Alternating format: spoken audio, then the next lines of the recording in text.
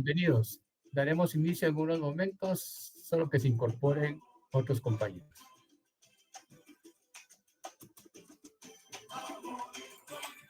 Buenas tardes. Bienvenidos todos a este día martes 24. Buenas tardes. Buenas tardes. Buenas tardes. Buenas tardes, licenciado. Eddie, buenas tardes. Bienvenidos.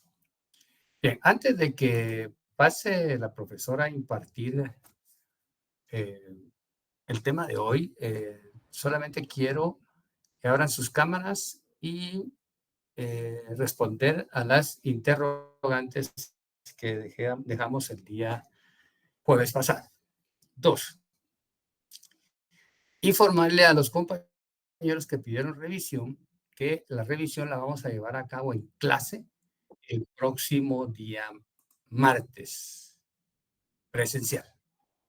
Asimismo, hubieron 3 alumnos que pidieron revisión, pero no era tal revisión.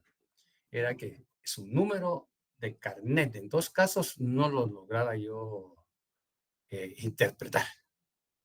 Y en uno de ellos, el alumno que es Kevin Krishman, no sé qué, pero que no asiste a clases, no indicó su número de carnet, sino solamente puso sección.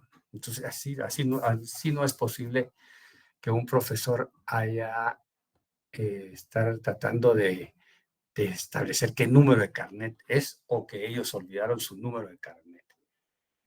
La intención de la asistencia que pasamos tiene 2 sentidos. Uno, que ustedes estén, ¿verdad? Aunque la universidad no lo requiere, estén obligados a llegar a recibir clases. Porque nosotros llevamos ese control y para los que no asisten, entonces hay baja de puntos. Somos más estrictos en los exámenes parciales y no, digamos, en el final. Porque consideramos nosotros que es obligatorio que ustedes vayan a clases. Si no, estos muchachos que no asisten, y eso es lo que da cólera, resultan teniendo punteos superiores a ustedes. Y eso no debe ser justo. No es justo, mejor dicho. Es importante entonces para nosotros que la asistencia de ustedes, fíjense que ahorita, ¿cuántos alumnos hay? Hay 66 de más o menos 120. Quiere decir que está más o menos la mitad. Y así es en clases presenciales.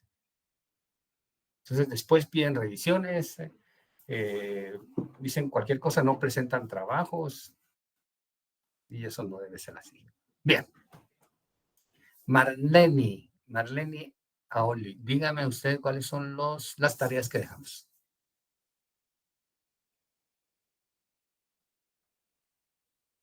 Ahora su micrófono, Marlene.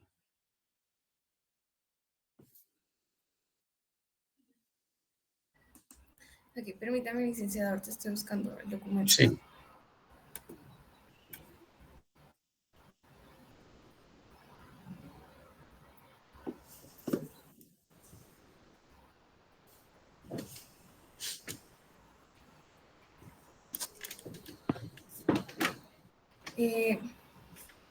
Sí, era explicar qué es una sociedad anónima. No, perdón, eso es de la semana pasada. Gracias, Marlene. Priscila.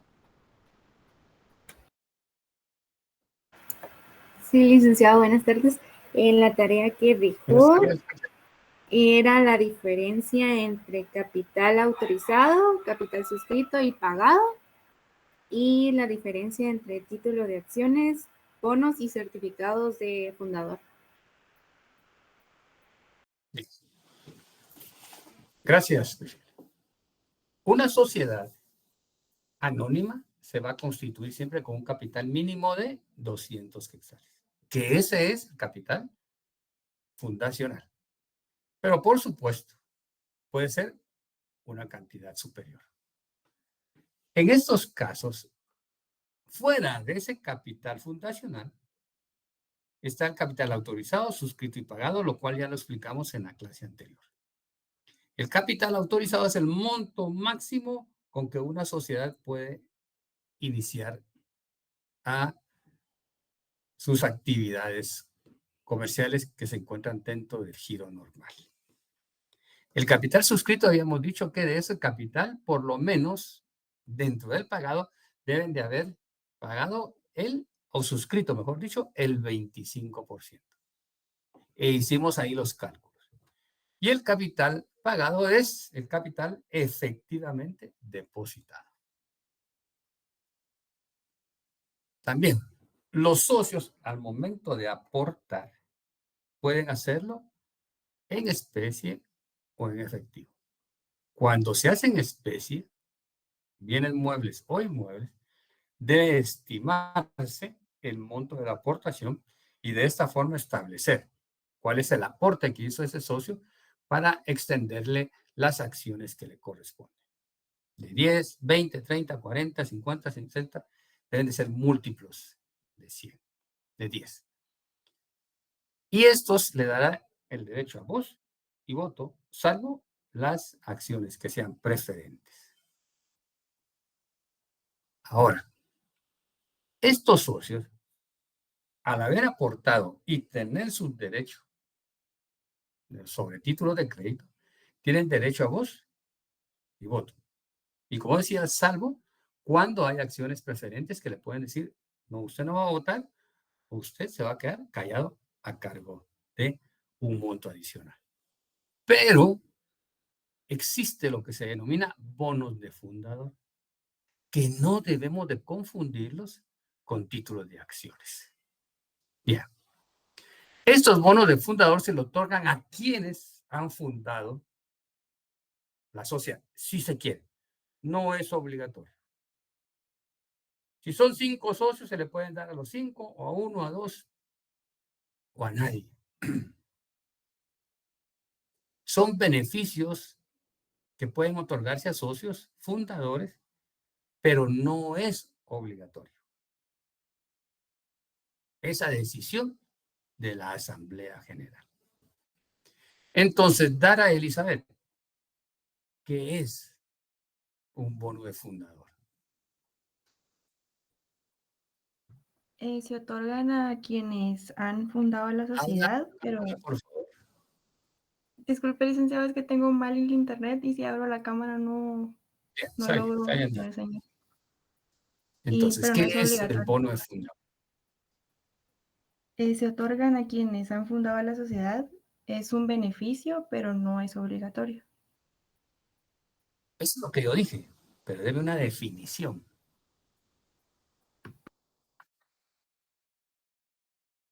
Son beneficios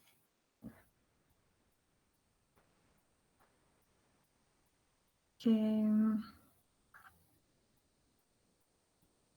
Bien, está bien. son beneficios a los Jacqueline. fundadores. Jacqueline, Sí, licenciado, pues yo investigué que según estos son unos bonos, bueno, son títulos que se le dan a los fundadores de la sociedad para que disfruten de un porcentaje de beneficios y que no son nominativos. Eso es más que todo, básicamente que se les conceden a los fundadores. estos bonos, fíjense pues, es importante.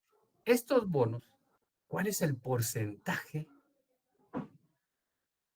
que debe otorgarse de beneficio? ¿Y previo a qué? Fíjense que voy a tratar de poner mejor internet. No, porque no va a ser que se vaya a ir este. ¿Cuál es el porcentaje que se debe otorgar dentro de esos beneficios que se van a dar a los socios fundadores? ¿Y en qué monto? ¿Y cómo podrán repartirse? Siempre y cuando ¿qué? Haya una disposición.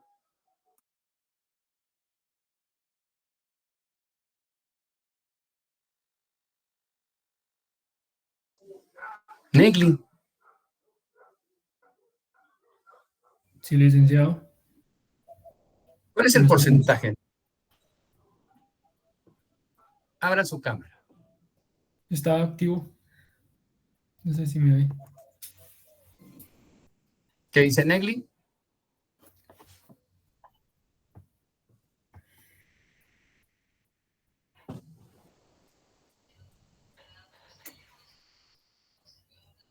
Lo está buscando Negli y esa no es la razón de ser. Karen Kej. Gracias, Negli. Fíjese, licenciado, buenas tardes, que hoy camino a mi casa, vengo a trabajar, entonces todavía no he llegado. Traten de estar en su casa o en su oficina cuando sea la hora de clase, porque si no, no le prestan atención ni a la clase y ponen en riesgo el accidentarse. Traten de estar en clase. Ahora, esto no podría ocurrir si estuviéramos en clases presenciales. No debería de ser así. A ver, Pablo Emanuel. Buenas tardes, licenciado. Buenas tardes, Pablo. No lo investigué, licenciado. Pablo, eso no puede suceder. Mi mamá. No nos tienen que estar dando ese tipo de respuesta, Pablo.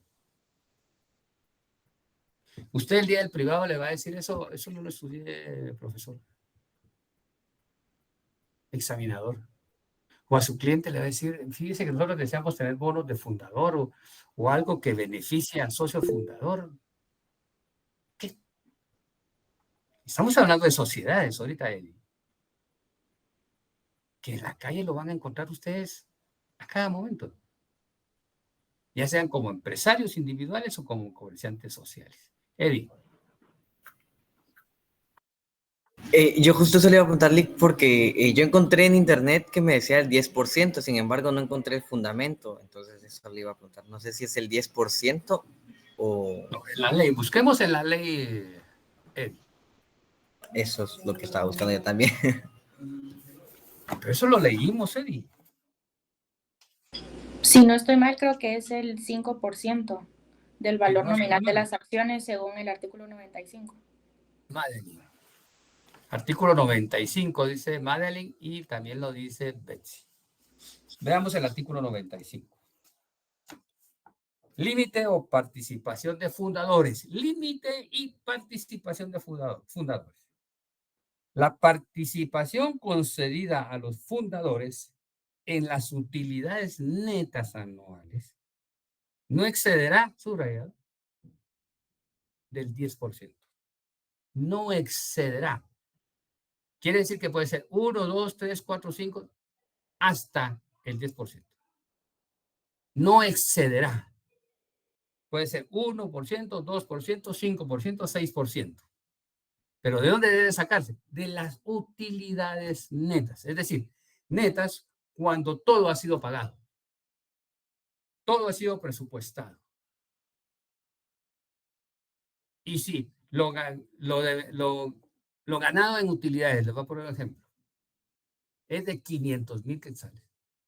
La administración debe decir, bueno, tenemos para el próximo año esto, estos gastos, estos costos, bla. Y nos queda neto para repartir a cada socio, de acuerdo a su aportación, 150,000 quetzales. Pero como tenemos bonos de fundador, vamos a separar para cada uno de ellos el 2% a que nos obligamos en la escritura social. Entregan primero ese porcentaje al socio fundador por virtud del bono y posteriormente ya podrán repartir las utilidades. Y de esos 150,000 resulta que le tienen que entregar a cada socio fundador, 3 socios fundadores, ese 6%, ese 2%, el capital neto se redujo a 120,000 quetzales. Sobre esos 120,000 quetzales, ustedes van a repartir las utilidades a todos los socios. Sí, Eddie. Licenciado, y por ejemplo, si los socios no consignaron en el principio en la escritura constitutiva esos bonos de fundador, ¿lo pueden hacer mediante ampliación de la acta? No. Modificación de la escritura social. Ok, modificar. No puede ser lo deciden en Asamblea General. el acta notarial o el acta de la asamblea de asamblea extraordinaria se transcribe y se manda a inscribir al registro mercantil. Ya con esa acta regresada, usted elabora la modificación de la escritura, porque va a indicar que se agrega a esta la cláusula tal de la modificación referente a que podrán haber socios fundadores y se les va a conceder tal %. Si olvidaron poner el porcentaje, ahí sí hay un problema. Porque la ley que dice, voy a repetirlo, 95. La participación concedida a los fundadores en las utilidades subrayadas netas anuales no excederá del 10%, ni podrá abarcar un periodo de más de, subrayado, 10 años a partir de la constitución de la sociedad. Esta participación no podrá cubrirse sino después de haber pagado a los accionistas un dividendo del 5%, por lo menos, sobre el valor nominal de sus acciones. Entonces, ¿a qué está sujeto? A 2. Que el porcentaje sea de 1 a 10. No debe propasar el 10%. Y que ese beneficio no podrá ser mayor a ¿qué? A 10 años. Todavía agreguemos el 3. Que antes tendrá que haberse repartido por lo menos el 5%. ¿Alguna pregunta respecto a esto? Entonces, se otorgan bonos de fundador a los socios fundadores, ¿verdad? No por más de 10 años, por un porcentaje que no puede exceder el 10%. Y que primero, a los socios, al menos debe asegurárseles el pago del 5%. Voy a repetir el artículo 95. La participación concedida a los fundadores en las utilidades netas anuales no excederá del 10%, ni podrá abarcar un periodo de más de 10 años a partir de la constitución de la sociedad. Esa participación no podrá cubrirse sino después de haber pagado a los accionistas dividendo del 5%, por lo menos, sobre el valor nominal de sus acciones. ¿A quiénes se otorgan entonces? Solamente a los socios fundadores. No por más de 10 años, con un porcentaje de 1 a 10%, ¿verdad? Y antes debe haberse repartido por lo menos el 5% a los socios fundadores. Quiere decir que por pagar a los socios normales. Ahora, no quiere decir que por pagarle al socio fundador, ese bono de fundador, no se les vaya a pagar a los accionistas, que incluye también al socio fundador. Quiere decir que el socio fundador puede tener un bono y además de ser accionista, va a obtener un beneficio como bono fundador y como socio, por lo menos del 5%. ¿Alguna interrogante respecto a este tema? Queda claro. Vean el artículo 99 para que empecemos a trabajar sobre títulos de acciones. 99. Las acciones en que se divide el capital social de una sociedad anónima estarán representadas por títulos que servirán para acreditar y transmitir la calidad y los derechos del socio. A los títulos de las acciones en lo que sea conducente, se aplicarán las disposiciones de los títulos de crédito. En este último párrafo, olvidémonos por el momento. Entonces, a mí me van a dar títulos de acciones de acuerdo al monto de mi aportación y de acuerdo al monto que dispusimos que tendría el valor de cada título de acción. Sigamos. 100, y lo subrayo. Todas las acciones de una sociedad serán de igual valor y conferirán iguales derechos. No van a haber acciones de 10 quetzales y acciones de 50 o acciones de 100, no. Si Eddie aportó 50,000 quetzales, sus acciones son de 10 o 100 o 200.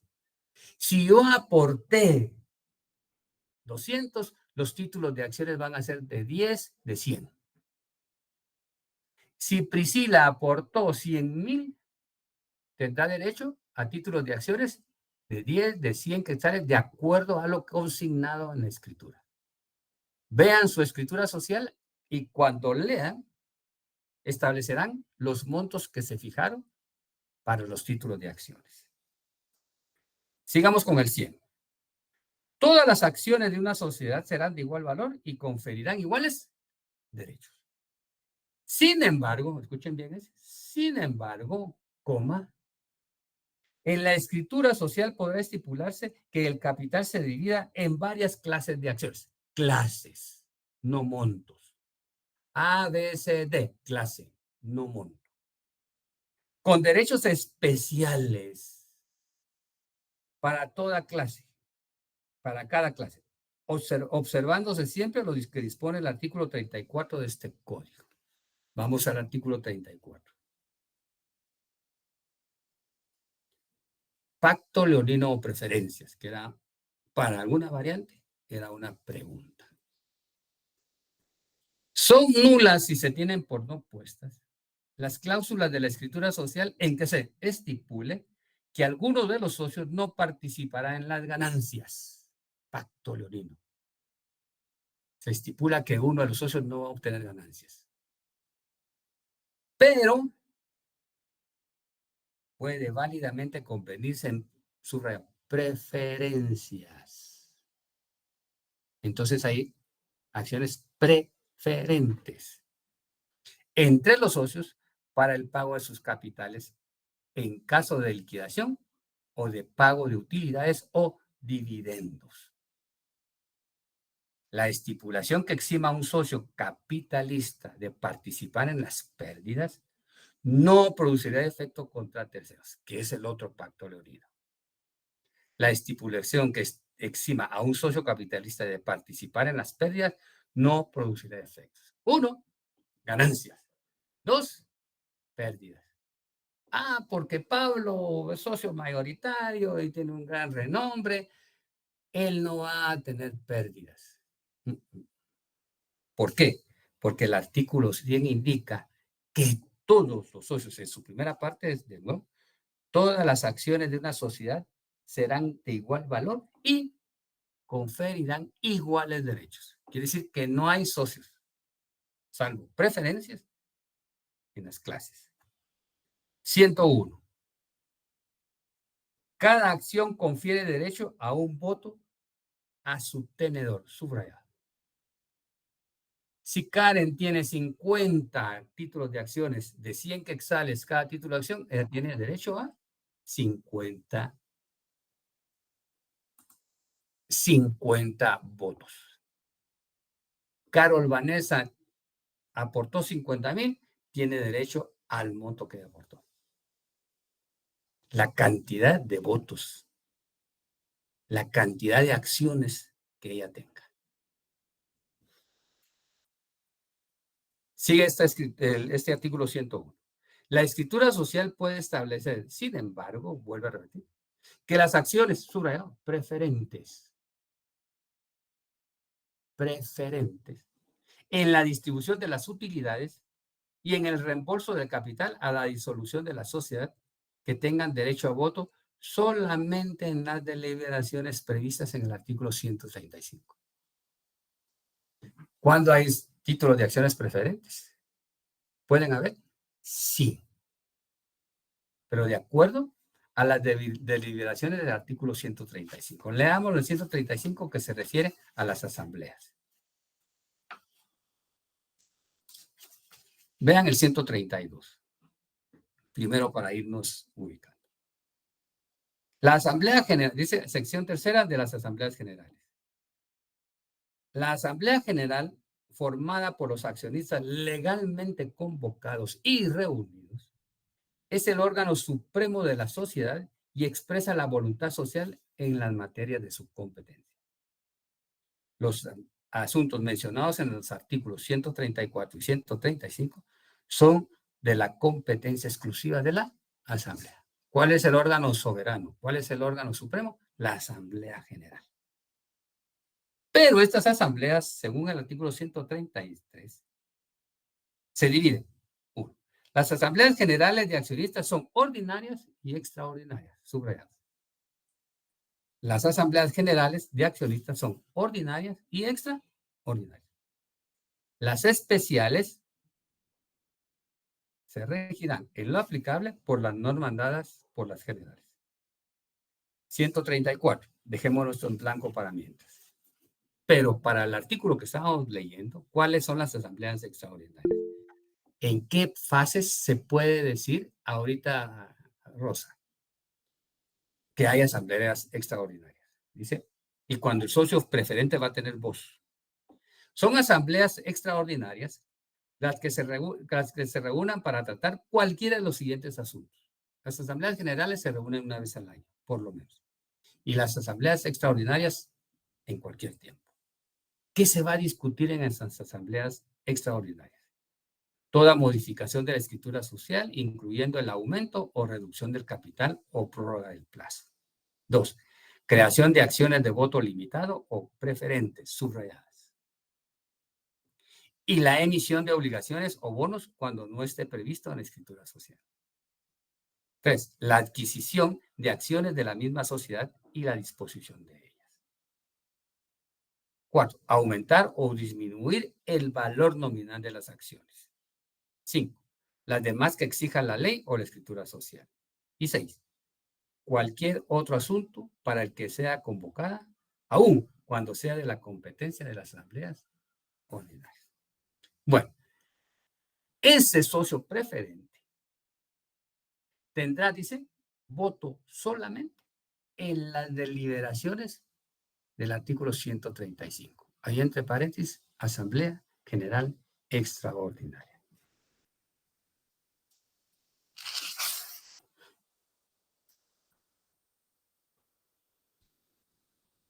Sí, Rosa, preguntó. Gracias, licenciado. Buenas tardes. Buenas Fíjese que tardes, no Rosa. claro, tal vez usted me puede explicar nuevamente la diferencia entre asamblea extraordinaria y las especiales, licenciado. No me Bien, quedó Rosa, claro. ahorita salgamos mejor del punto de los títulos de acciones y no se van a confundir. Después vamos a ver eso adelante, porque si no, le hablo ahorita de las asambleas y entonces nos salimos de los títulos de acciones y nos vamos a confundir. Le voy a explicar después, Rosa. Está bien, gracias. Ahorita nada más en títulos de acciones. ¿Cómo se emiten? 102. Se prohíbe a las sociedades anónimas emitir acciones por una suma menor de su valor nominal. Quiere decir que son de 10, de 10. No puede haber de 5 porque se nos antojó, no. 10, 100, 200, debe ser fijado el monto. Y emitir títulos definitivos si la acción no está totalmente pagada. Solo me van a emitir títulos de acción cuando la acción esté totalmente pagada. Si está parcialmente pagada, no me emiten títulos de acciones. Sigue en la segunda parte. La emisión y circulación de títulos de acciones o certificados, subrayo, certificados provisionales, están exentos de los impuestos de papel sellado y timbres fiscales. Quiere decir que no, el título de acción no paga impuestos. 103. Acciones parcialmente pagadas. Salvo pacto en contrario de la escritura social, las acciones suscritas, cuyo llamamiento subrayado hayan sido cubiertos, conferirán a sus tenedores derecho a voto. Si hay títulos de acciones parcialmente pagadas, no se puedan emitir títulos. En consecuencia, el socio no tendrá voz ni voto. Hasta que le hagan el llamamiento, quiere decir, señor María Dora, venga a pagar sus títulos de acciones por el valor suscrito. Mientras tanto, podrá ser socio, pero no tendrá voz y voto. En consecuencia, no habrá asamblea general. 104. Indivisibilidad de las acciones. Las acciones subrayadas son indivisibles. ¿Por qué lo dice? por si hay copropiedad. Y ustedes saben qué es la copropiedad. Ahorita vamos a leer esta parte. En caso de copropiedad de una acción, los derechos deben de ser ejercitados por un representante común. Si el representante común no ha sido nombrado, las comunicaciones y las declaraciones hechas por la sociedad a uno de los copropietarios son válidas. Los copropietarios responden solidariamente de las obligaciones derivadas de la acción. ¿A qué se está refiriendo la ley aquí? Es que hay títulos de acciones que pueden estar en copropiedad. Quiere decir que le pertenecen a Carol, Vanessa, a Priscila, a Mariel y Jacqueline los títulos de acciones. Están en copropiedad. Quiere decir que no pueden dividirla, partirla a la mitad. Sino que, dirán, Carol Vanessa va a tener la representación del resto de copropietarios. ¿Esto cuándo puede suceder? Cuando existe una mortual y el socio falleció y no dejó estipulado los títulos de acciones. Entonces se vienen en copropiedad y solo uno tendrá la representación. Si tienen utilidades en copropiedad, le dan el monto de los títulos de acciones, pero ya Priscila, Carol y Jacqueline, entre ellas se dividirán el monto de las utilidades. Tarea para el próximo día de clase. Enumere y explique. Escuche bien. Enumere y explique las clases de acciones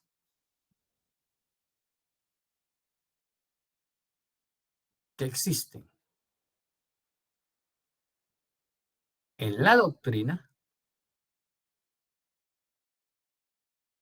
y que existen en nuestro Código de Comercio.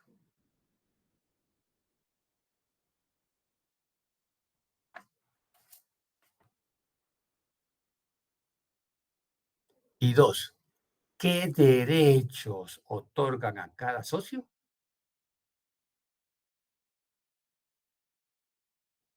¿Qué derechos otorgan a cada socio en cada clase de título de acción?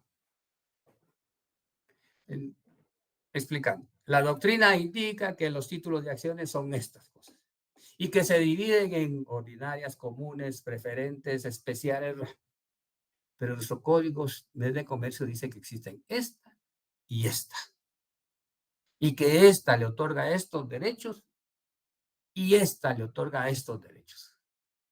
¿Y por qué se los otorga? Hasta ahí llega mi clase el día de hoy, el contenido, y pasa ahorita entonces la profesora a impartir y seguir impartiendo todo lo relacionado a la sociedad anónima. Tienes el uso de la palabra.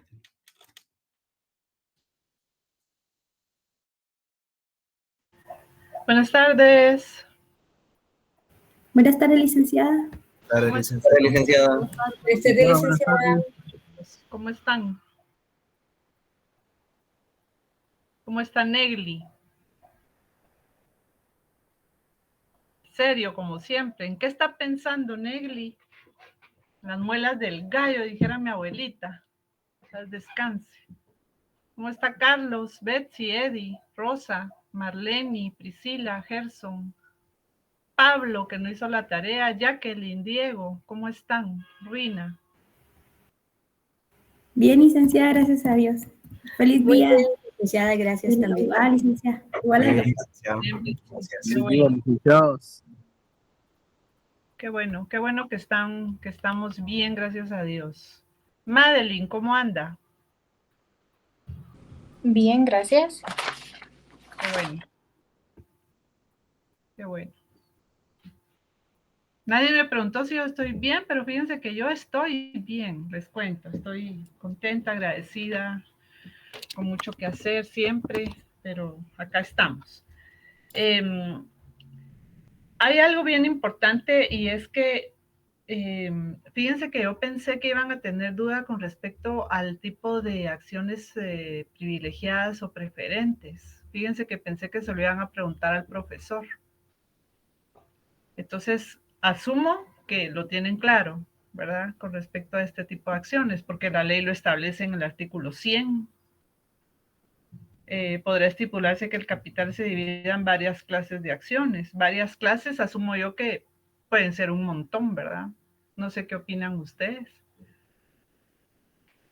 O si solo se refiere a las ordinarias y privilegiadas, no me queda muy claro. ¿Qué opinan ustedes?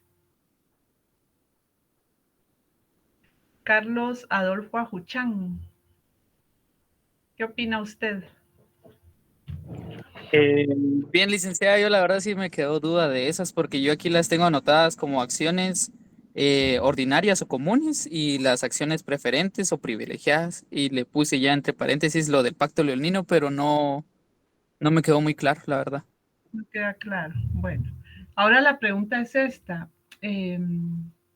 Si hay varias clases de acciones, tendríamos que irnos a la doctrina, ¿verdad? A ver qué nos dice doctrinariamente hablando, porque la ley, hasta donde leo, en las clases de acciones, solamente dice de igual valor y conferirán iguales derechos, que son ordinarias, ¿verdad? Y por otro lado dice, sin embargo, podrá estipular, en la escritura social podrá estipularse que el capital se divida en varias clases de acciones con derechos especiales.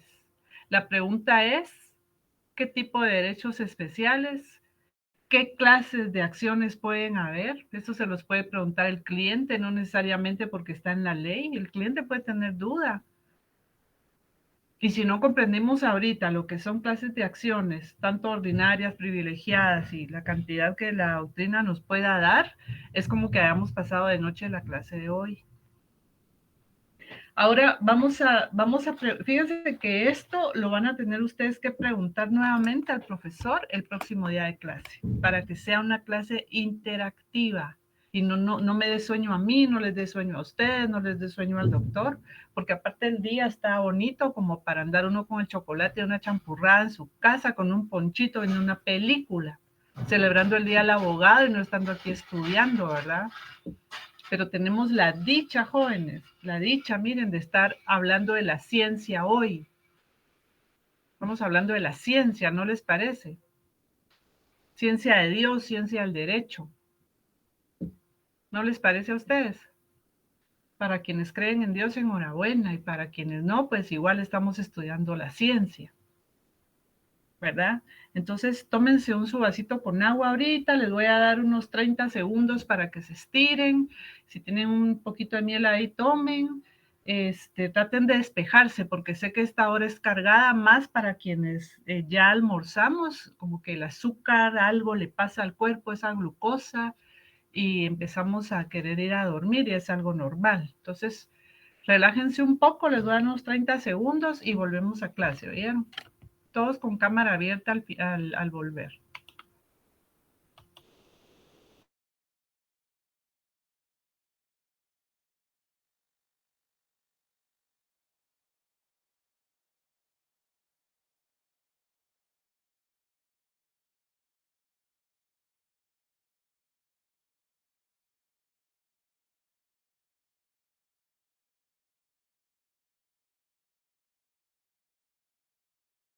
Vamos a iniciar. Fíjense que hay un tema que está relacionado estrictamente con el tema de las sociedades. Antes de eso, quisiera preguntarle a Pablo Soc. Indíqueme usted, Pablo, qué son acciones. Porque estamos viendo el tema de las acciones, pero quisiéramos saber qué es una acción. Pablo.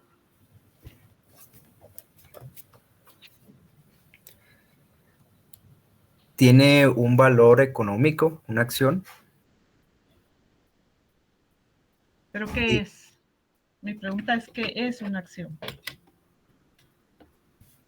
Yo lo entiendo como la división del total del capital. Una división. Sí. Diego Samuel Calel, ¿qué es una acción?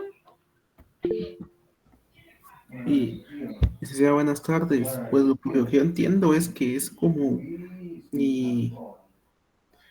cada título es como una parte proporcional del capital de la sociedad que se le confiere a cada uno de los socios, que como indicaba la ley, ¿verdad? Tiene un mismo valor y que no puede tener un valor distinto, por eso es proporcional. Lógicamente va a tener cada quien más votos o menos votos, sin embargo debe de ser proporcional cada título de acciones. Me da una característica de lo que es la acción, pero no me indican que es una acción. A ver, Madeline. Es un título que se le acredita a cada socio para representar la partición del capital aportado a la sociedad. Sí, ahí vamos, ahí vamos. Marlene. Tal vez sí sería como la división del como la división del capital de la sociedad a cada socio. Quiere decir que una acción es una división o es una partición, como dice Madeline. A ver, Eddie. Yo justo tenía duda con eso porque el otro día estaba leyendo, ¿verdad? Y había 3 formas de visualizar la acción. Uno, que era como la fracción del capital. 2, como una fuente de derechos y obligaciones. Y 3, como una acción de título de valor. Y eso me arrojaba justo también en la definición que yo busqué del diccionario jurídico que tengo, que decía, 1, que una parte alícuota del capital. 2, es el conjunto de derechos y obligaciones del socio. Y 3, es el documento cuyos requisitos formales están indicados por la ley y que representan la proporción de su participación en el capital social. Eso atendiendo a las 3 visiones que le indiqué anteriormente. No es la derivación de actos, contratos o situaciones, no. No es una división, no es una derivación, no es una partición. Vamos a unir eso que está diciendo Eddie y auxiliarnos con el diccionario que él indicó. Unámoslo. Fíjense que acá tengo yo una definición que siempre doy porque es la más sencilla, ¿sí? Y es la más práctica. Pero si ustedes pueden encontrar otra definición, como lo está haciendo Eddie, y armar la suya propia, háganlo. Acciones o acción. Vámonos al artículo 4, Gerson Ricieri. Leamos, por favor, el artículo 4 del Código de Comercio.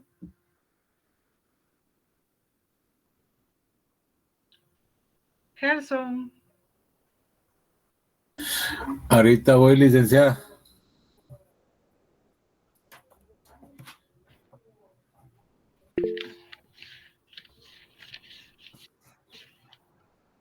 Negli. Dígame, Negli. Sí, licenciada, podríamos decir que también una acción podría ser que es un derecho de sus activos y ganancias. Sí, pero es que en sí una acción en su propia naturaleza o en su esencia no va a ser un derecho en sí la acción. Nosotros queremos definir ahorita qué es una acción, cuál es su naturaleza jurídica. Artículo 4, léalo, Negli, por favor, del Código de Comercio.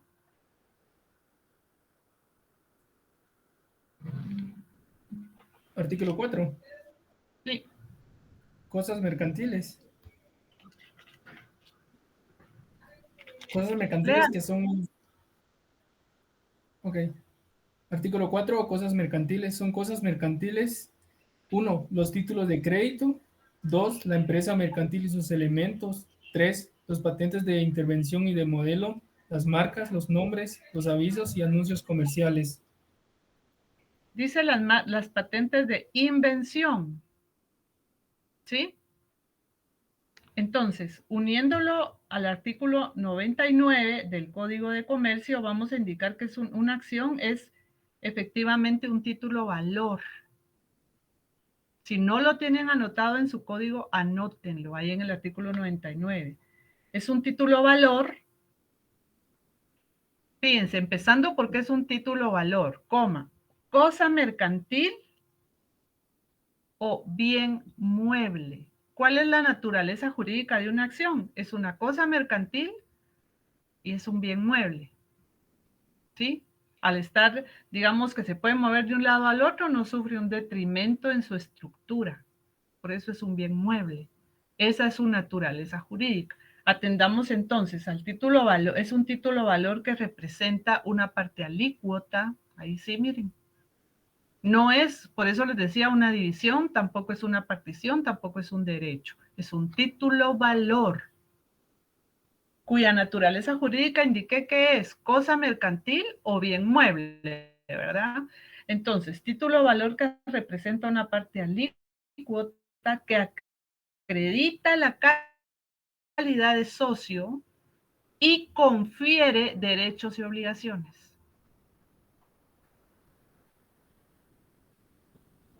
Fíjense que las acciones van a indicar por su forma de pago, vienen por la naturaleza en sí de su acción o de su aporte. Indica también las clases de acciones según los derechos que confiere, y eso lo van a encontrar ustedes en la doctrina. Y lo tienen que investigar porque puede que sea objeto de examen. Ahora bien, unido a una sociedad mercantil, si por ejemplo Carlos Pérez, Rina, Betsy, Eddie, Carlos y yo formamos una sociedad anónima que se va a dedicar a la exportación de productos de primera clase en materiales de cuero, pues lógicamente yo voy a necesitar un local, ¿verdad que sí? Si yo formo la sociedad, ¿cómo mi sociedad va a expandirse si no tengo cómo expandirla? Me explico. No tengo un equipo, no tengo un local, un lugar para que las personas de Guatemala también conozcan mi producto y lleguen a comprarlo. ¿Van a ir a comprarlo a la casa de la sociedad? Porque como la sociedad, ustedes saben que es una persona jurídica, debe tener una residencia. Por eso cuando nosotros vamos a formar sociedad, debemos indicar la dirección, la ubicación, residencia y domicilio de esa sociedad. ¿Me explico?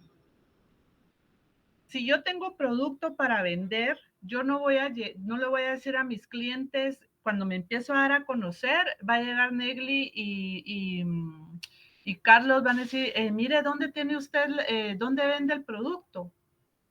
Yo no quiero tener una tienda en línea, porque me limita. Sí me puede servir, pero me limita. Y si yo quiero crecer como una sociedad anónima y expandirme tanto nacional como internacionalmente, debo darme a conocer. De nada sirve una sociedad si nosotros no tenemos un lugar donde expandir nuestro producto. ¿Dónde voy a expandir el producto? En la residencia de la sociedad anónima que yo tengo. Pieles Sociedad Anónima se llama mi sociedad, como denominación. Pero, ¿en dónde expando mis productos? ¿En dónde? ¿En dónde los vendo? ¿A dónde llevo toda la maquinaria? La casa que tengo es muy pequeña. Y no me gusta que vayan a estar viniendo todos los clientes a mi casa a comprar. Tengo 100 gentes allá afuera queriendo comprar mis productos. Entonces, ¿qué se requiere para yo expandir los productos? Jóvenes, ya formé la sociedad, ya se inscribió, ya me la aceptaron en el registro, ya llevo todo el procedimiento de inscripción. Ahora, ¿qué hacemos? Jóvenes, ¿qué se les ocurre en esa cabecita? ¿Qué hacemos ahora? ¿Tener sucursales, licenciada? ¿Sucursales de sociedad? ¿O cómo? Tener sucursales de nuestra A ver. empresa. Ahí está. Ahí está. Si ya tenemos la sociedad, entonces, ¿qué debemos hacer ahora? Él dijo sucursal y miren cómo fue pensando. Sucursal, ¿pero de qué? Sucursal de una empresa. Para poder nosotros, jóvenes, tener, digamos, expandirnos, nosotros necesitamos una empresa. Ahora la pregunta que hago es la siguiente. ¿Puede una sociedad subsistir sin una empresa? ¿De qué serviría que formamos la sociedad y cómo nos expandimos? ¿Cómo damos a conocer nuestro producto y cómo cumplimos el objeto de la sociedad? Han visto la escritura pública que tienen, ¿verdad? Dice ahí objeto. Nos está indicando que nos vamos a dedicar a algo, que hay una razón de ser, cuál va a ser la actividad de nuestra sociedad. Ya el registro mercantil lo sabe, pero para poder nosotros expandirnos, necesitamos eso que menciona Pablo, una empresa. quiero que presten atención a este tema, jóvenes, porque no es, miren, ahorita la sociedad, vamos a hipotéticamente decir, ya tiene sus acciones, ya se inscribió, es que tengo un gato, perdonen, no sé si se vio ahí, qué pena. ¿Sí me escuchan, jóvenes? Sí, licenciada, se escucha muy bien. Sí, licenciada. Disculpen, se me desconcentró. Suele suceder en línea cuando uno está en vivo. ¿Miran la presentación, jóvenes? Sí se ve, licenciada. Sí. Sí se ve, muy bien. Entonces, miren, una empresa, en sí la empresa no es una sociedad, ¿sí? La empresa, como leyó Negli anteriormente en el artículo 4, vean el 4.2, son cosas mercantiles. Punto 2, la empresa mercantil y sus elementos, ¿sí? Vamos a dejar aparte la sociedad como persona jurídica. Me explico, hay una diferencia. La sociedad anónima es una persona jurídica. Eso es objeto de estudio. La vamos a asociar con eso que se llama empresa. ¿Pero qué es una empresa? Ya sabemos que es una cosa mercantil. Fíjense la diferencia entre persona jurídica y cosa mercantil. Entonces, la pregunta que hago es, ¿qué es una empresa? ¿Qué entiende por empresa Rosa? A ver, Rosa.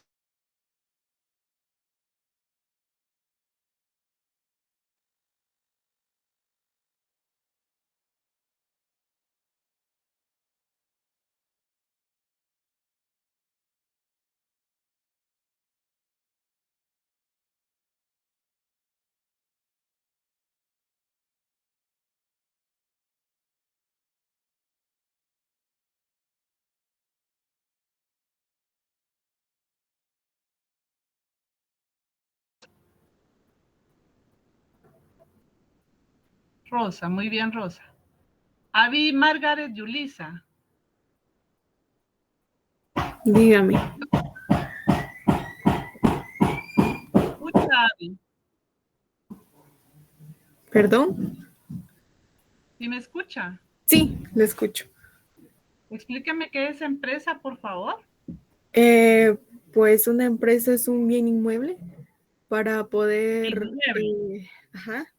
para poder mantener la empresa a flote y tener donde distribuir, o depende el tipo de empresa, de qué manera tener nuestro emprendimiento. Ella habló de emprendimiento y habló de bien inmueble. Alexia, ¿qué opina? Alexia Gabriela. Licenciada, yo opino que una empresa es una cosa que que va a tener obligaciones mercantiles después. Sí, sí, pero ¿qué será una empresa? ¿Qué opina Alma Lorena Castro? Gracias, Alexia. Alma Lorena. Pues yo diría que una empresa es como una organización de personas que cuentan con los recursos, como el dinero, la maquinaria, diría yo. Sí tiene la idea, pero fíjense que en sí una empresa no es una agrupación de personas, ¿sí? Veamos el artículo 655. Ya sabemos primero que es una cosa mercantil atendiendo al artículo 4.2. Ahora vámonos al 655, por favor. Alguien rápidamente que lo lea, el 655 del Código de Comercio. Título 3 de la empresa mercantil y de sus elementos, capítulo 1 de la empresa mercantil, artículo 655, empresa mercantil. Se entiende por empresa mercantil el conjunto de trabajo, de elementos materiales y de valores incorpóreos coordinados para ofrecer al público, con propósito de lucro y de manera sistemática, bienes o servicios. La empresa mercantil será reputada como un bien mueble. Por favor, esa parte final la subrayan bien de color celeste si tienen ahí, por favor, y la delinean. Porque la empresa mercantil no es un bien inmueble, no. La ley establece que es un bien mueble. ¿Sí? Entonces, entendamos nosotros qué es una empresa mercantil como tal. Alguien menciona que es un conjunto de personas, pero va más allá de un conjunto de personas. Aquí les agregué esta filmina, miren, de lo que, por ejemplo, una panadería. Va a tener el área de contabilidad, va a tener gerentes, secretarias, va a tener el área de panadería, el área de servicio, el área de atención al cliente, va a haber un área de marketing, un área de publicidad, va a tener meseros, si hubiese restaurante ahí también, van a haber cajeros, ¿sí? Y va a haber un local en el cual la sociedad anónima se va a expandir y se va a dar a conocer, ¿sí? Digamos, la sociedad anónima que formamos nosotros con los compañeros que les indiqué, se va a llamar Sociedad Anónima, vamos a ver, Distribuidora de Productos de Harina S.A. Ese va a ser el nombre, la denominación social de nuestra sociedad anónima, va a ser el nombre de la persona jurídica. Pero cuando yo formo mi empresa, coloco, digamos, alquilo o compro un local grande y me expando ahí con mi panadería, llevo todo el equipo, llevo a todas las personas que van a trabajar para nosotros. Yo no voy a decir panadería distribuidora de alimentos de harina S.A., porque eso no va a llamar mucho la atención. Yo tengo que ponerle un nombre que llame la atención de mi local, ¿me explico? Sí quiero que comprendan esto, jóvenes. Entonces, vamos a decir que la parte de afuera del local, no de la sociedad, de la empresa, ¿sí? Del local va a contener, digamos, colores, diseños, la vitrina.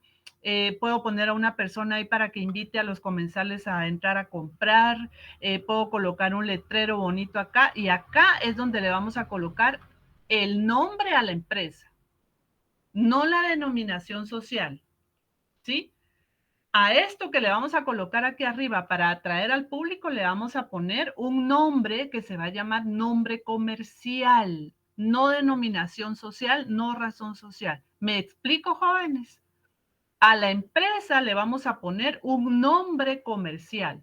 Aquí le vamos a poner Panadería Los Altos, Panadería Los Tres Reyes, Panadería Los Bonitos, Panadería El Buen Sabor, etcétera.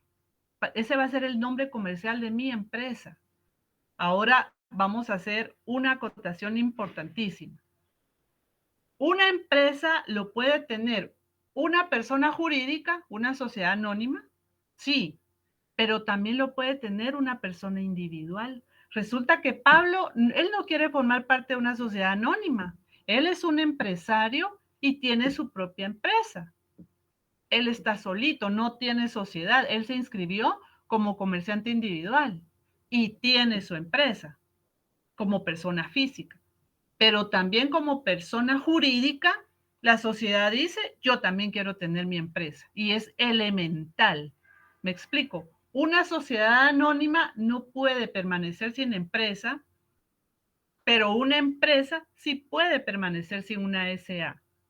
¿Lo tenemos claro, jóvenes? ¿Lo tenemos claro? Pregunto.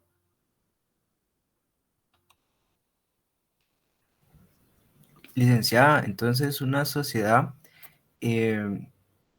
no es indispensable tener una empresa, pero el fin de la sociedad es pues desarrollarse y deben de tener empresa. O sea, ¿es obligatoria para una sociedad Yo mercantil diría que más que obligatoria es necesaria, Pablo. para cumplir el objeto de la sociedad? Exactamente. Por Muy eso bien. le estoy diciendo, una sociedad no puede vivir sin una empresa, pero una empresa sí puede vivir sin una sociedad. Usted puede tener su empresa solito, usted como persona física, ¿sí? Pero si formamos una sociedad, ¿cómo nos vamos a dar a conocer? ¿Cómo? Madeline. Con todo esto, ¿cuál sería el concepto de definición que podemos desarrollar de lo que es una empresa entonces? ¿Qué es para usted la empresa, Madeline?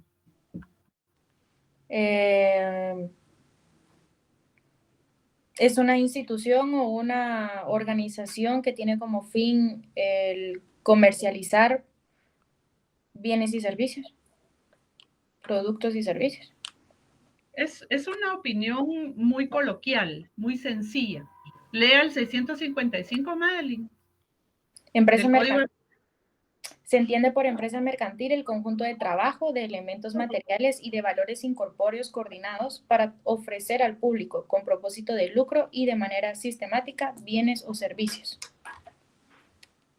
Bien, sabemos entonces que la empresa mercantil es una cosa mercantil, es un bien mueble, ¿sí? Que está compuesto por los siguientes elementos. Aquí tenemos panadería y pastelería La Abundancia. Este es un nombre comercial. ¿Sí? Aquí tenemos el equipo. Fíjense que indica la ley conjunto de trabajo. El conjunto de trabajo va a formar parte, en él van a formar parte el elemento personal. Aquí tenemos un equipo de panaderos. El elemento físico, que van a ser mostradores, los clavijeros, las mesas de trabajo, el horno, los mostradores, ¿sí? Elementos materiales son los que les indiqué. Y de valores incorpóreos. ¿A qué se refiere la ley cuando nos está hablando de valores incorpóreos, jóvenes? Ya sabemos el conjunto de trabajo, ¿sí? Lo forma todo, el elemento humano, el elemento material. Ya hablamos de elementos materiales, todo el equipo, ¿sí? Que necesitamos para llevar a cabo el objeto de nuestra sociedad. Aquí estamos hablando en el supuesto de que hay sociedad anónima y que tiene su empresa. La sociedad anónima como persona jurídica se identifica con una denominación social, ¿sí? Y la empresa se va a identificar con un ¿qué? Nombre comercial, ¿sí? Ya sabemos entonces qué es el conjunto de trabajo, ya sabemos cuáles son los elementos materiales, pero ¿a qué se refiere la ley? Con valores incorpóreos. ¿Alguien que tenga una idea, jóvenes? Ana Melisa Chicó, ¿está en clase? Sí. A ver, Ana, explíqueme, ¿qué son valores incorpóreos?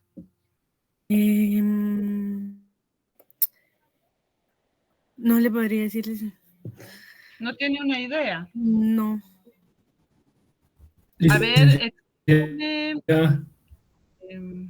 perdón, ¿alguien me habló? Carlos. Sí, licenciada, yo recuerdo que son las patentes, los nombres, sí, eso recuerdo, licenciada.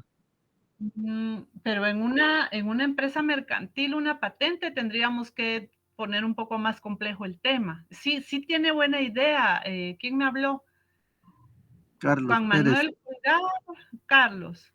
Juan Manuel Folgar dice, podría ser la fama. ¿Podría ser o es? ¿Qué opina usted, quien me escribió ahorita? Podría ser la fama.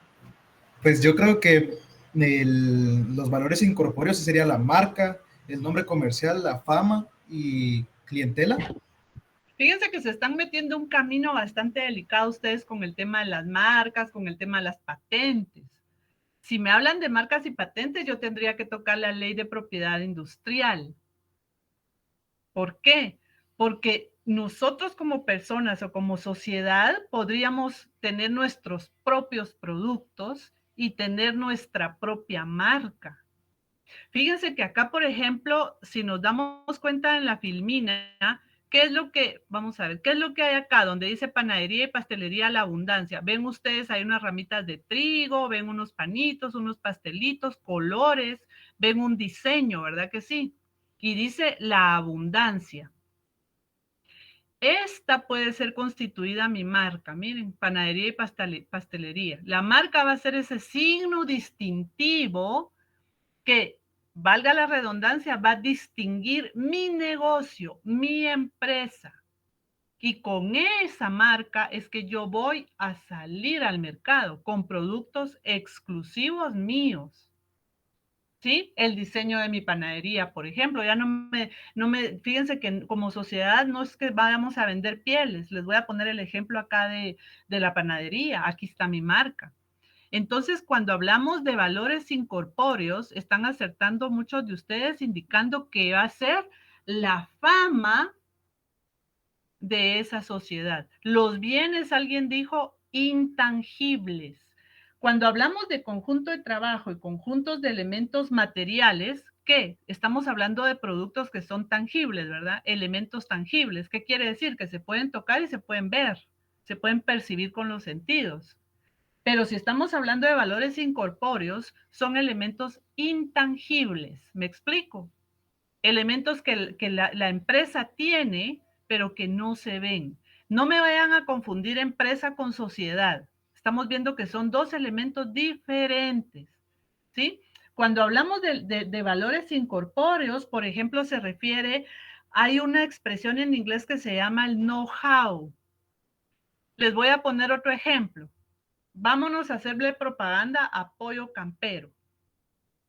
Pollo Campero tiene el equipo para freír el pollo, tiene las mesas, tiene sillas, tiene mostrador, cajero, el departamento de recursos humanos, ¿sí? ¿Usted cuando va a Campero va a la sociedad anónima o va a la empresa? ¿A dónde va usted? Pregunto, abran su micrófono. ¿A dónde va? Me refiero. A la empresa. A la A la empresa. empresa, licenciada. Va usted al lugar, al local. ¿Y qué encuentra en ese local? Equipo humano, ¿sí? Encuentra cocineros, meseros. ¿Y qué encuentra también? Todo el equipo material que es donde preparan el pollo. Pero ojo, ¿conoce usted la fórmula con la que preparan el pollo? ¿Con lo que envuelven ese pollito? ¿Alguien conoce la fórmula especial? A eso No, se le va a llamar el know-how. ¿Cómo se hace? Know-how.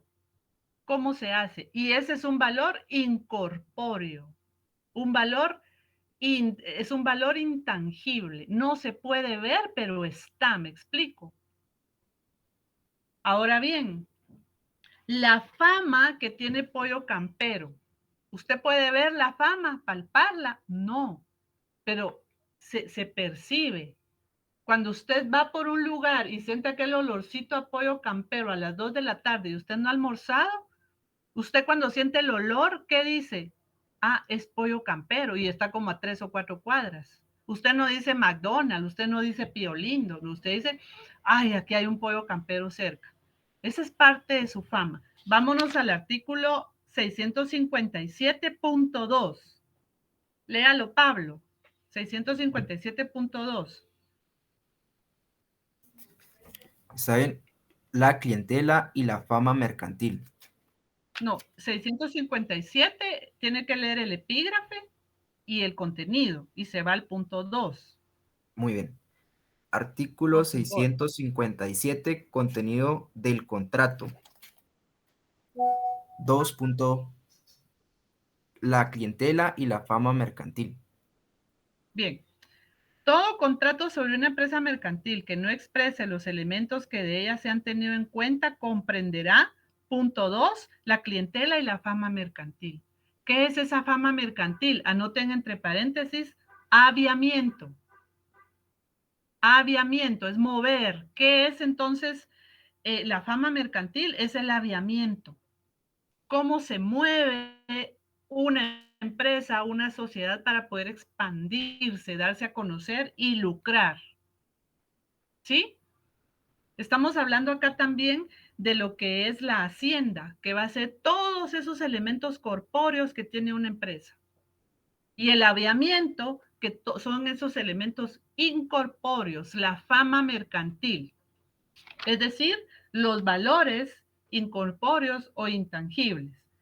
Todo eso, conjunto de trabajo, elementos materiales y valores incorpóreos coordinados, son los que van a formar la empresa mercantil. Miren, deben estar coordinados, sistemáticamente organizados, ¿para qué?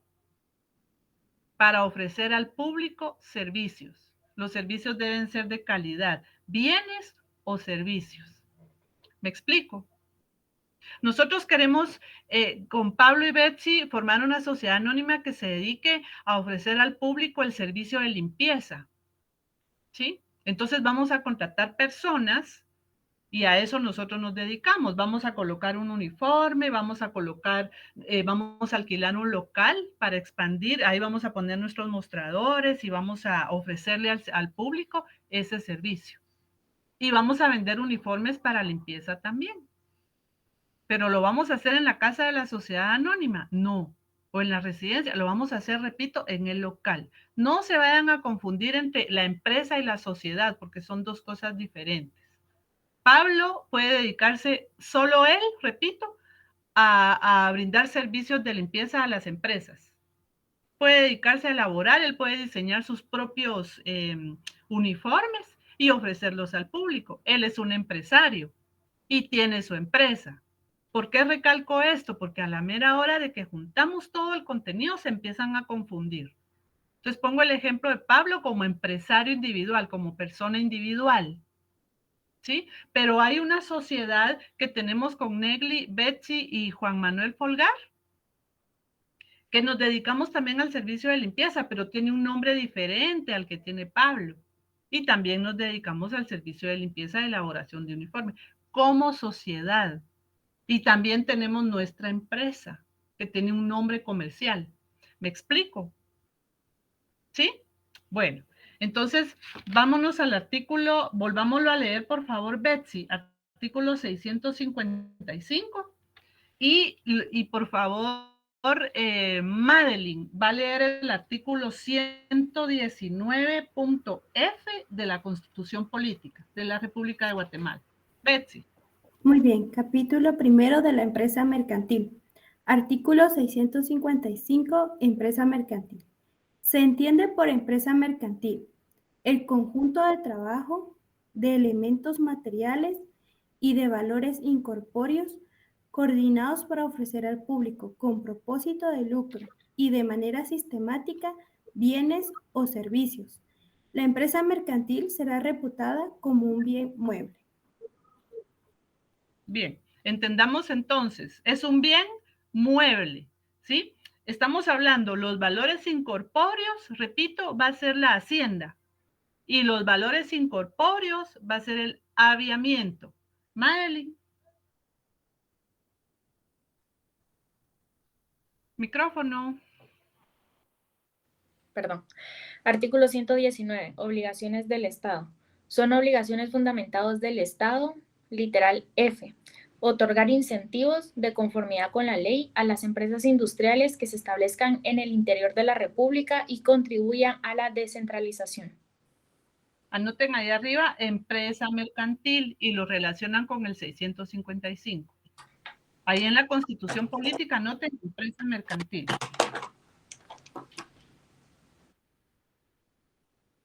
Voy a poner un ejemplo y con esto termino la clase y voy a hacer una breve nota. La clase que tuvimos, la última clase presencial que tuvimos, recuerdan que hablamos de temas sociales, ¿sí? El tema puede ser libre, pero tiene que estar relacionado exclusivamente con los temas que trabajamos en clase ese día. ¿Sí? No me pueden ustedes hablar de otro tema, solamente ahí sí, los parámetros son de los temas que tocamos en clase o que desarrollamos en clase ese día. Eso es para quienes estuvieron presentes. Bien, Rina. Fíjese, Rina, que yo voy a viajar a Europa, me voy a ir a vivir a Europa. Rina, ¿está en clase? Sí, licenciada, presente. Bien. Fíjese que me voy a ir a vivir al extranjero todo el resto de mi vida y quiero enajenar mi empresa. ¿Sí?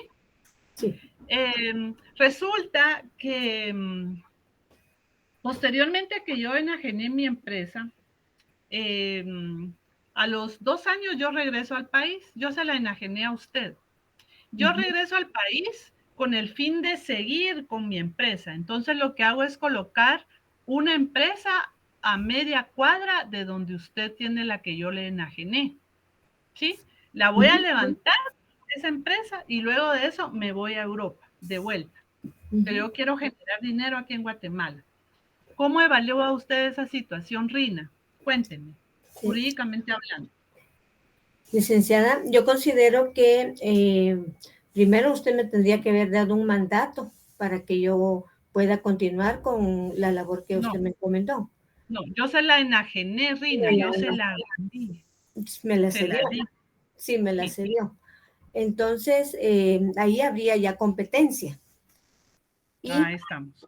sí, y entonces, como hay un dicho, ¿verdad? Que dice que lo que es de Juan no se lo quita Pedro, pero como tenemos ese enajenado y es la misma finalidad, yo creo que eso incrementaría el lucro, la ganancia también.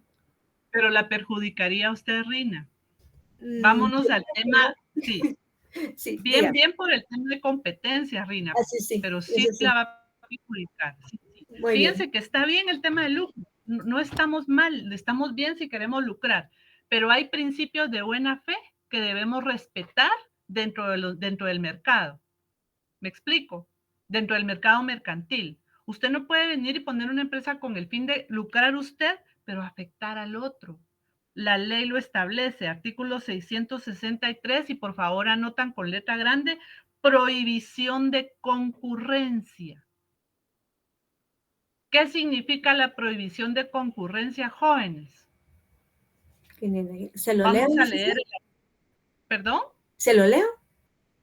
Sí, por favor, Rina, en voz alta. Artículo 663, prohibición de concurrencia.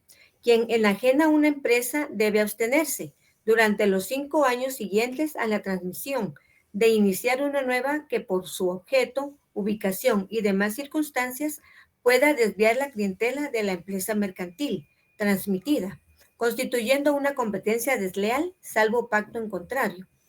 En caso de usufructo o de arrendamiento de una empresa, la prohibición de concurrencia es válida frente al propietario o al arrendante por el tiempo que dure el usufructo o el arrendamiento. ¿Qué entendemos por esto, jóvenes?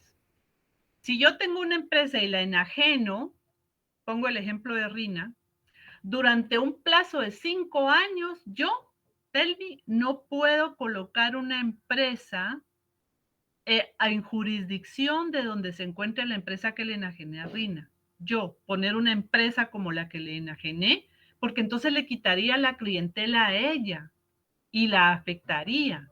¿Sí? Nosotros tenemos libertad de contratación, tenemos libertad, pero no podemos afectar en el negocio porque hay principios de buena fe.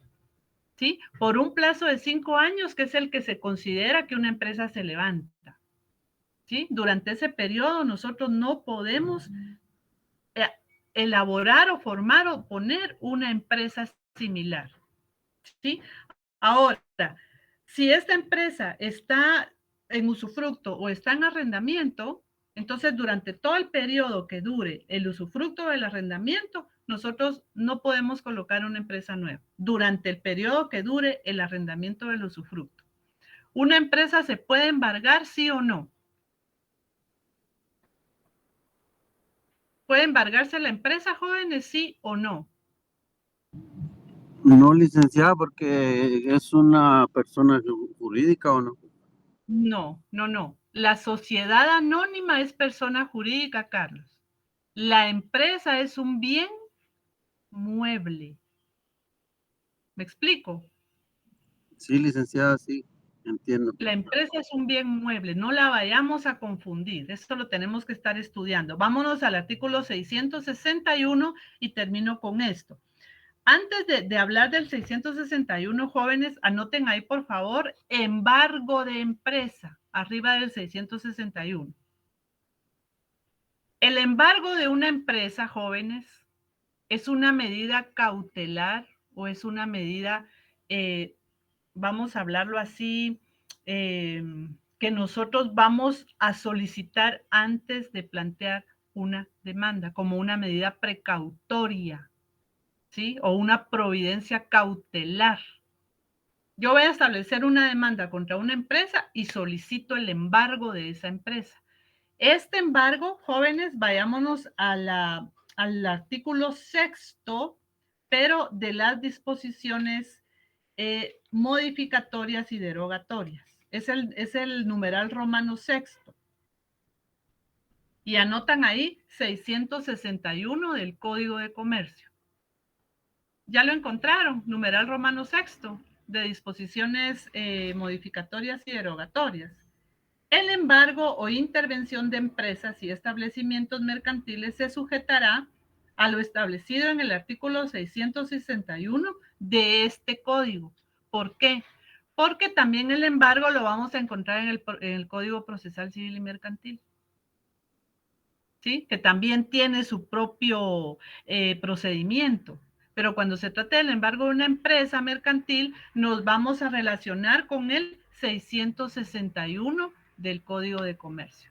Una pregunta, ¿ya vieron ustedes el tema de las medidas o providencias cautelares en procesal civil? Sí, licenciado. ¿Sí o no? Sí. ¿Ya lo vieron? Sí. Sí, Vale, licenciado. ahora lo vamos a adecuar. Ya sabemos qué es un embargo, ¿sí? Y lo vamos a adecuar al 661. Me quedo ahí y espero el próximo día de clase poder seguirles desarrollando el tema junto con la sociedad. Repito, no confundan SA con empresa. ¿Sí? Una es persona jurídica y la otra es bien mueble, cosa mercantil. Hasta pronto, jóvenes, que pasen bien su tarde. Silvana, diga. Buenas tardes. Licenciada, feliz día de la abogada. Gracias, Silvana, qué gusto verla. Bueno, verla no, porque ni siquiera abrió su cámara, qué gusto escucharla. Bien, buenas tardes a todos y bienvenido, licenciado Cucú. Buenas tardes, doctor, mucho gusto. Buenas tardes, licenciada, compañeros. Buenas tardes, gracias, Betsy. Hasta Un luego. gusto, maestro Carlos. Nos vemos el jueves. Un gusto. Se Nos vemos el cuidan. próximo jueves. Gracias.